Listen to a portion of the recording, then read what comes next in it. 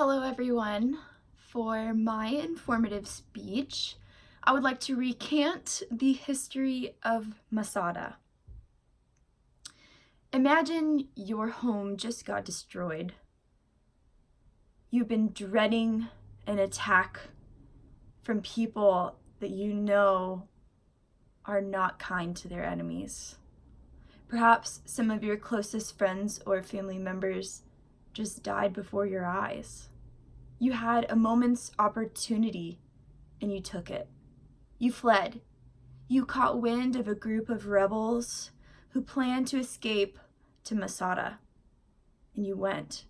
You've heard of this place, Masada, but perhaps you thought it was just a myth.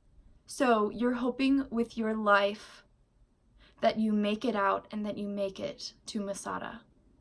This might be what one rebel who fled the destruction of the city of Jerusalem in Israel in 66 AD might have felt. In 2017, I went to Israel to tour the sites where Jesus ministered to the sick and needy, where he walked on water, and where the ancient Jewish people rose above and fell before other ancient nations. One day on our trip, we went to Masada, an ancient fortress built by King Herod. Yes, the King Herod that tried to kill baby Jesus when he was born in Bethlehem. The history of this place immediately gripped me, and I've never forgotten the story that was told to me there. King Herod built Masada during his reign, and many of the facts that I will give you are from what I personally remember and are also from some research that I did from a history website called history.com. In 70 AD, approximately 35 years after Christ's ascent into heaven, just as Christ had predicted in Mark 13, Jerusalem was destroyed by the Romans. The Romans invaded the city, and the siege was led by Titus, the son of Emperor Vespasian of Rome. Josephus Flavius, an extremely well-known historian of this time, chronicled the events of that siege and the history of Masada. After King Herod died and after the Romans attacked Jerusalem, a group of 960 Jewish rebels, including many women and children, fled to the rocky, mountainous refuge of Masada.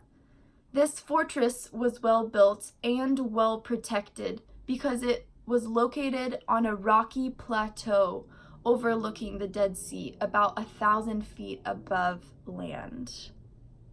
It is a completely desert climate, virtually uninhabitable to human life. However, Herod built the place to sustain thousands of people.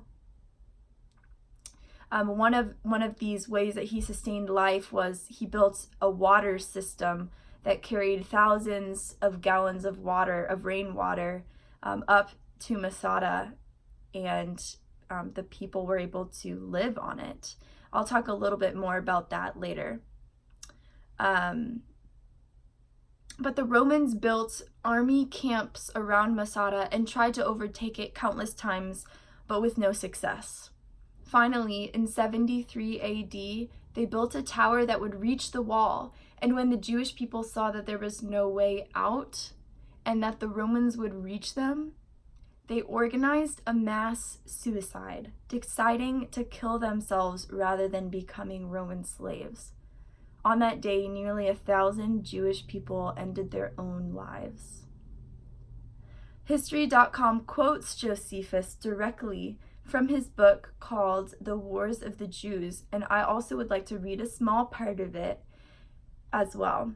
He says, they, the Jews, had died in the belief that they had left not a soul of them alive to fall into the Roman hands. The Romans advanced to the assault, seeing none of the enemy, and they admired the nobility of their resolve. In other words, the Roman army actually admired the sacrifice of the Jews. The history of Masada is a tragic one. Here is a picture of Masada.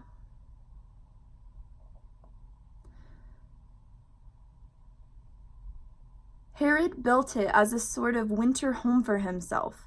The technology of the place is incredible.